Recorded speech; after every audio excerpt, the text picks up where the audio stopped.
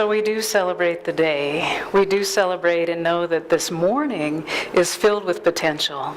That as we ask, as we discover the creativity that's expressing and wanting to just spill over into our lives, we can not only ask, but we can prepare. We can also ignite and discover this essence which is within us and launch something new. So we know that there is this pure potentiality that's within us, and that we have this creative expression that just wants to flow and be in the rhythm of life. For this, I'm so very grateful, and I know that even as Dawn was talking about having the revelation, that which wanted to reveal itself, much like Thomas Edison would take a nap and he would put a key in his hand. And when it would drop, so he would be asleep, and when it would drop, he would wake up with new realizations. He would be in that state of awareness and that consciousness. He would be conscious of something that was new, that wanted to come into full expression in his life. So we all have this. We can do this at any moment, and know that there's preparation which goes into the where I sit is holy, and knowing that as the dawn breaks, every morning we bring that wholeness and that holiness of who we are into full expression. We were preparing to go on the tramway yesterday. I have some guests in town. There is no preparation for that experience. I fastened the seat belts, and to be at the very top and to have made that preparation and anticipation of that good view, and that view in the daylight. And it was so different with the lights twinkling on the way down. And to know that there was almost that full moon which was casting its light as well. And to just have those two experiences of that same, in essence, journey, one going up the hill and one going down the hill. And one comedian who's here in this community said, well, you're going to have to walk up the hill, right? And then my house guest said, she says, we left the light on.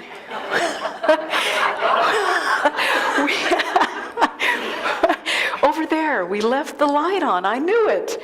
So we got up to the hill to remember what we needed to remember was, the light was on, and in essence, somebody was home not all too soon. There's a book. We have a book of the month. It's called Disciplined Dreaming, and it asks us to have some proven breakthrough experiences in creativity in our lives.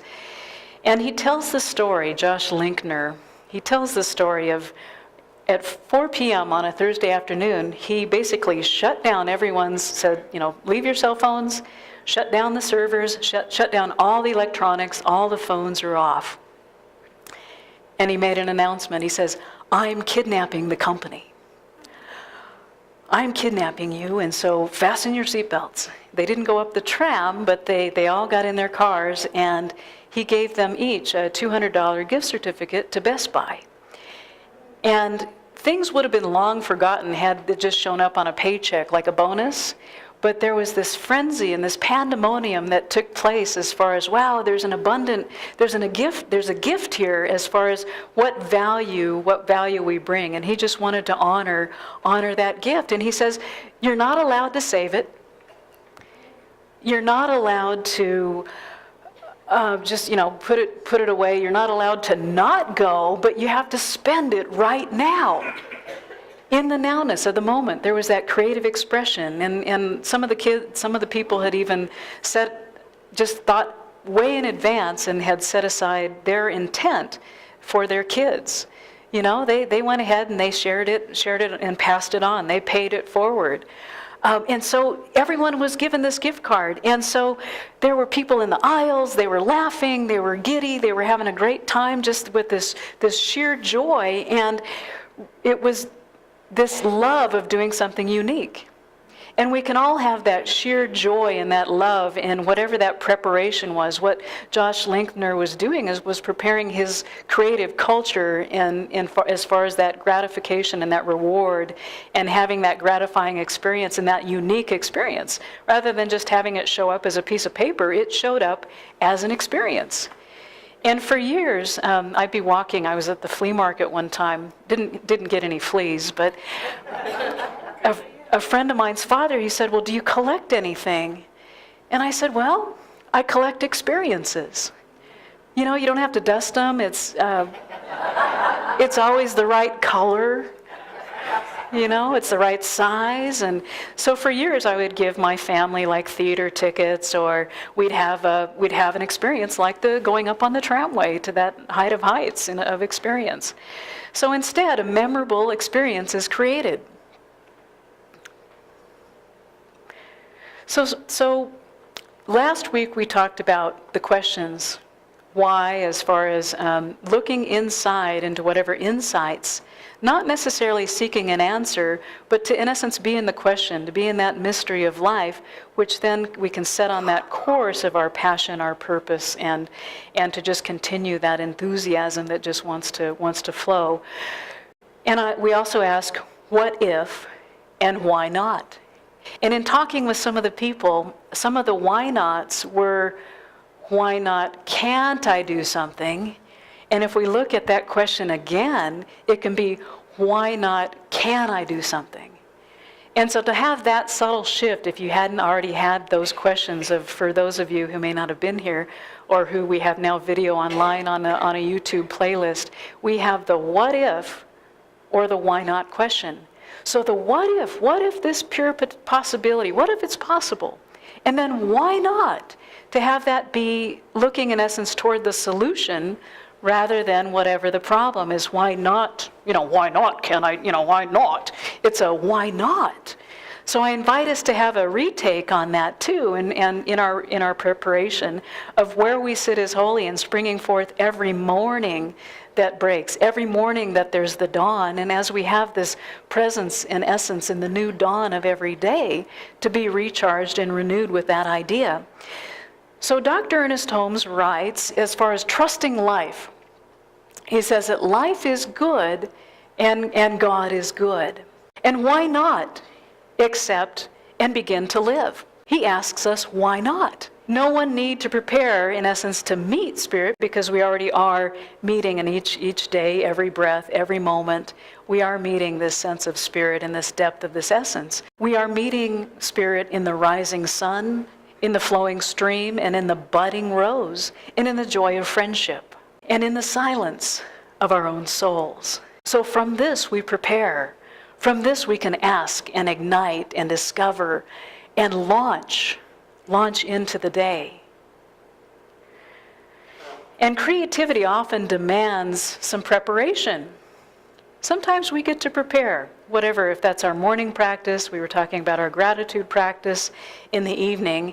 And when Yo-Yo Ma, who's a world-famous cellist, when he prepares for Carnegie Hall, he has a preparation. He, in essence, performs these sold-out concerts at Carnegie Hall. He intensely prepares for his concerts. He arrives early to tune his cello. He checks in with the conductor. We can check in with that conductor of our life every morning, that divine design, that pattern which wants to unfold in the most graceful way. So he checks in with the conductor when he arrives at Carnegie Hall. He also makes sure that his tuxedo is ready and that he tests the acoustics of the hall. We can test the acoustics of our listening throughout the day, what's reflecting and resonating in our hearts throughout the day. He also establishes a working relationship with the other musicians. He also, all the business folk, and so in essence, so that he's in harmony, pardon the pun, so that he's in harmony with that experience. So what that does is that supports the larger vision. So that's what we're up to at the center. That's what we're up to in community, is we're supporting that harmony that's within our own soul, in the stillness and the silence of our own soul, that where we sit is holy. And we have this creative preparation. We have this place where we're spiritually, mentally, emotionally poised for the day, that there's that calm assurance, there's that poise, that confidence, the conviction, the faith in moving forward and having this philosophy and faith and this way of life that can be beneficial not only in our lives, but just spill over into the oneness and wholeness of our experience. So I invite us to explore and experiment. We can revisit those questions as far as what if and why not, and explore and experiment. And we can also, at the same time, we can recognize that there may be some creativity killers. And so to get those out of the way and have those dissolve. So there's some creativity killers, which we want to breathe life into. And I'm glad that we have a sense of humor about it, because it is necessary. So that as we were holding on in the tram, and I got up right up front because I really wanted to see what was going on. And as we went over these humps, I was well braced, and there were kids. These kids were giggling beside me. It was it wasn't really like a roller coaster, but someone had asked me if I'd been ziplining, and about this time last year I'd gone to Big Sky Retreat where there's about 100 metaphysical New Thought folks, and I'd gone ziplining, and to tell you the truth, the roller coaster at Santa Cruz was more white knuckle than the zipline. And it was definitely more white knuckle and adventurous, where I could, in essence, explore and experiment with that sense of adventure in my own creative expression of life. So these creativity killers, we just want to be aware of them so that we can have a shift and have a new experience. So we've all heard about groupthink when we're in some groups, and we all tend to have this normalizing that takes place of these same thoughts. And it could be that there's one big idea, like Cherry Garcia, great ice cream, and it's probably some simple ingredients like cherries and vanilla and whatever else that Ben & Jerry's, that was where Ken was playing the other night, right? Ben & Jerry's Club? You were playing at Ben & Jerry's? Or was that Molly's? Yes. He gets around. Our musicians are imported from everywhere. So taking that simple idea of Cherry Garcia, had they put a lot of more ingredients in it, or had they said, no, it has to be this way, it could have killed the creativity and the pleasure of that ice cream. And it could be that we want to create some kind of experience in our life as far as pink grapefruit ice cream, and maybe add a little basil or cinnamon or something else. But if we added too many ingredients or went off on this one track rather than considering all these tracks and having a community-based type of decision, that could be a problem rather than a solution. It may not be as delicious. We also have guacamole. Guacamole is a creativity killer. And if you've ever been we used to call it the fun zone. If you've ever been in the fun zone and they have those furry animals that pop up, and you have that sledgehammer or whatever that you have, and a lot of us multitask during the day, we might be talking on our cell phone and the other phone, and we might be hopping and skipping and jumping and like the hokey pokey, it really is what it's all about. But guacamole, we may have, much like there's many corks popping up say you had a lot of corks popping up in the ocean. As we focus and as we have this stillness of the soul, as we have this preparation, we have, in essence, more guacamole or pleasurable experience rather than guacamole, all over the place. So there's that creativity challenge, and it could be that we need to, for instance, our leadership, we put some stuff in the parking lot. Sometimes I may be driving down the road and I've got Post-its on my dashboard. Sometimes they're here, sometimes the Post-its are here, but I've got an idea, and sometimes I need to just write it down and put it in the parking lot. It may be a valuable idea, but in essence, we can pull that out again when it's appropriate. But it may just need to be parallel parked for a while, so that then I can move forward in the journey. Another one is maybe missing mojo. In the creative process, we may want to, in essence, model ourselves after someone like Buddha, after someone like Lao Tzu, after someone like, Mick Jagger.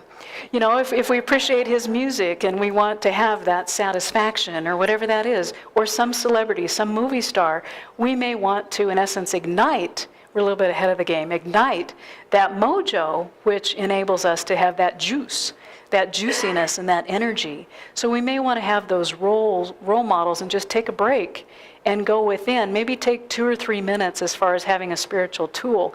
Take those couple minutes of refreshments like you would have a fresh drink of water. Have it be replenishing and nourishing and cleansing and renewing, whoever that role model might be. It might be my great aunt. It might be whoever that is in my life. It might be the grandkids. We were talking with some of our friends as far as parenting. You don't necessarily have a role model, and it doesn't come with a manual. And so to know that we're well equipped, and we can also draw upon those role models in our life.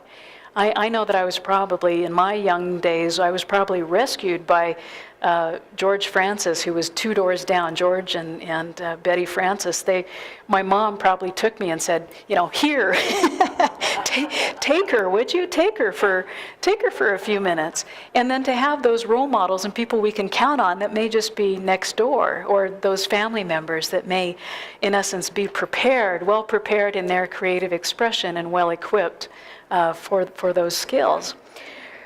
The other thing that may be an obstacle, maybe a burden, maybe whatever, interrupting our creativity, might be our identity, as far as looking at, are we identifying with oneness and wholeness, or are we identifying with something that may cause separation?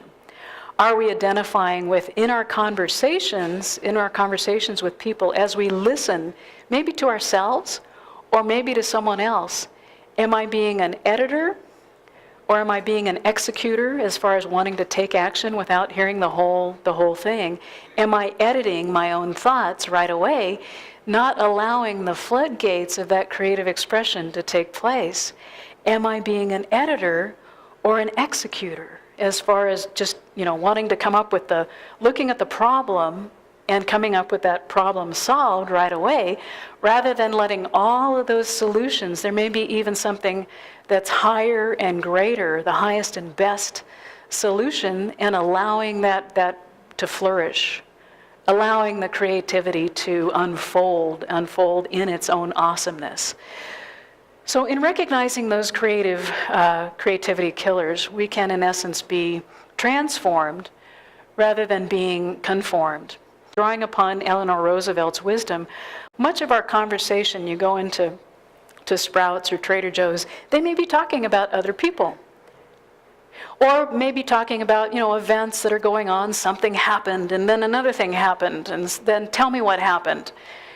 Or we can hang out and have a new creative expression, something fresh and new as far as discussing ideas. So Eleanor Roosevelt reminds us that we can discuss ideas rather than just people or events. And so we can hang out there, and then bring that forward.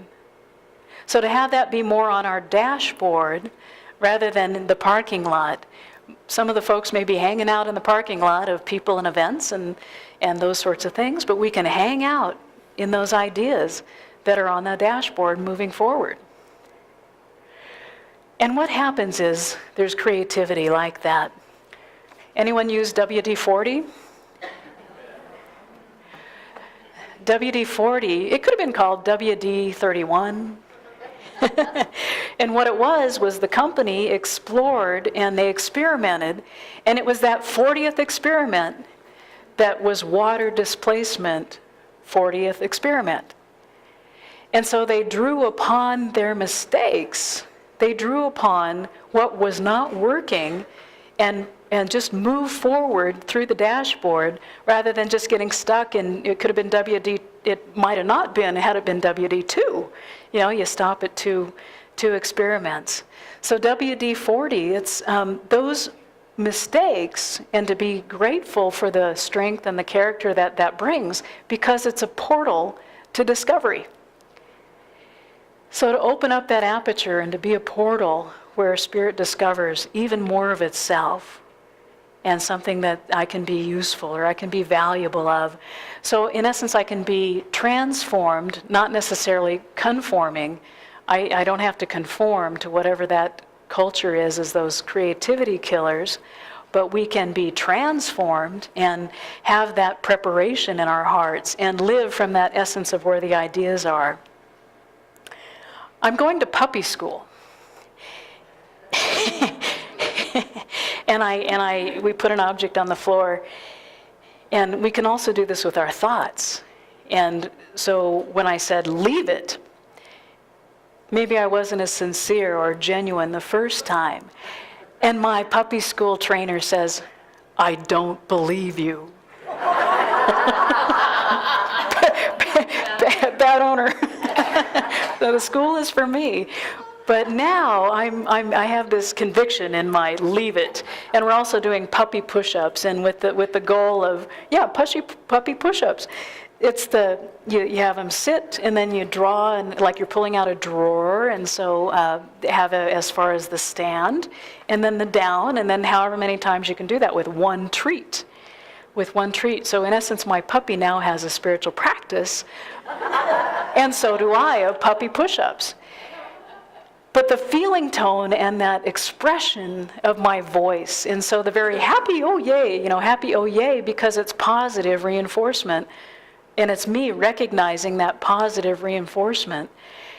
So parenting really doesn't come with a manual, but it comes with a sense of humor, and it comes with a new sense of conviction and knowingness and that positive reinforcement.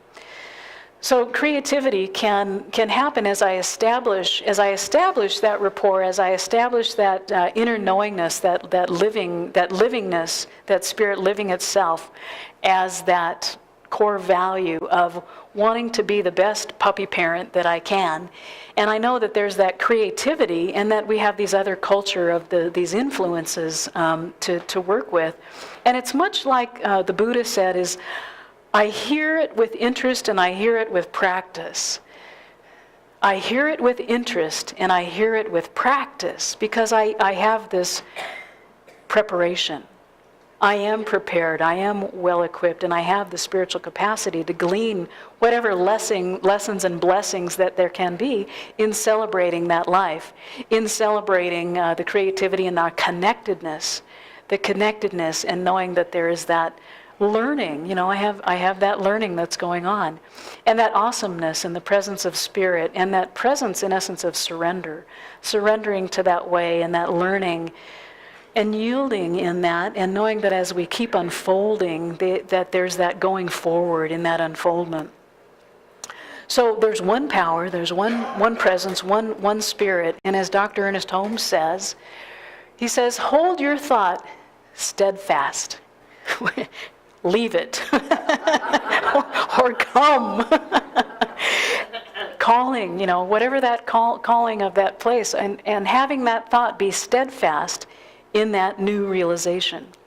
So in the realization that God withholds nothing from us, nothing is withheld. The creativity is everywhere, and that we're just tapped into that. So therefore, prepare yourself for a life of joy, love, happiness, and well-being, and believe in the divine freedom which is yours by birthright. It's already given, as we ask, we prepare, we discover, we ignite, and we launch. We launch this awesomeness, whether it's the awesomeness on the tramway and that high view, whether it's being prepared, there's no way to prepare for that, but to just be in that view, and to look out this direction rather than out this direction if necessary, and to move and be inspired and awaken further in these empowering ideas. And to hang out in those empowering ideas rather than just looking at whatever those events and those people and whatever that is. And we all know what we can do with that as we move into this day.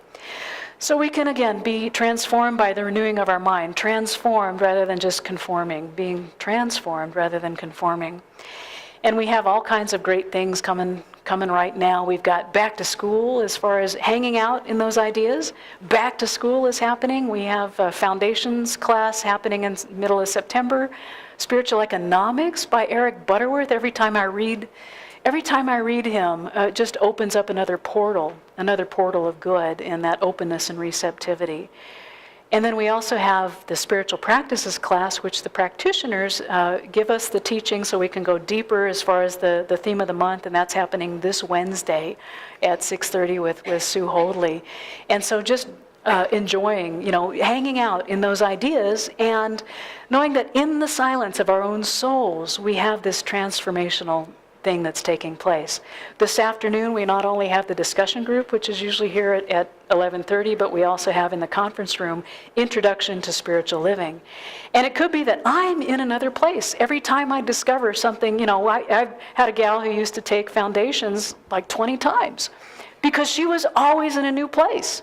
It was a new year, a new beginning for her, and she would just go deeper in that core essence of who she is. So that's just for an hour, if you'd like, at 11:30 in the conference room. And then we also have, of course, our Eddie Watkins experience next Sunday. So don't miss out on that. So don't miss out on any of this. And just knowing that how juicy and how nourishing and how amazing this spiritual preparation in the silence of our own soul is.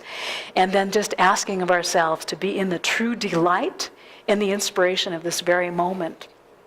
So I invite our practitioners to rise and just to be in the celebration of this moment, in the fullness of preparation, knowing that truly we are already prepared in this divine discovery, in this knowingness and celebration, and just taking a deep and profound breath right here, and allowing and accepting the fullness of this moment to carry us forth, to be pulled by this beautiful vision of life which lives its true essence in, through, as, and all around us.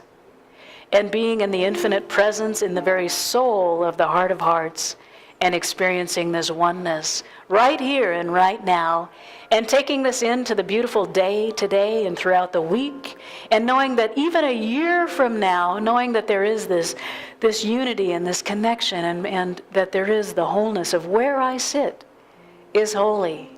And that in the morning, in this very morning, in the dawning of our soul's finest and most creative expression, realizing the fullness of this unity and connection and creativity, which just flows so naturally, being in the natural organic process of spiritual growth and in harmony with the journey, and being in the lightness and true delight of the journey, and allowing it to show up as harmonizing prosperity and good ever expanding, and knowing that there is the optimizing health and that there is the radiant vitality at the very core, that place which is untouched, knowing that there is this pure essence of wholeness and completion and completeness of the whole of each and every cell, filled with light, filled with love, and extending in this heart of hearts, being in the soul of this universal essence. And I know that there is beauty in relationships, love and beauty extending itself with an open heart and open hand, and knowing that there is the connectedness and the fulfillment of beauty and love and pure expression. For this I'm very grateful in the knowingness, and I so appreciate the givingness and the givenness of spirit, and allowing the creativity, knowing that there is the fullness and preparation and igniting of that which we are launching of this new, refreshing and rejuvenating idea, being in the ideal, in the divine ideal. And I release this word into the action of the law, knowing it is already acted upon, and that it is filled with love, filled with grace and celebration. And so be it, and so it is.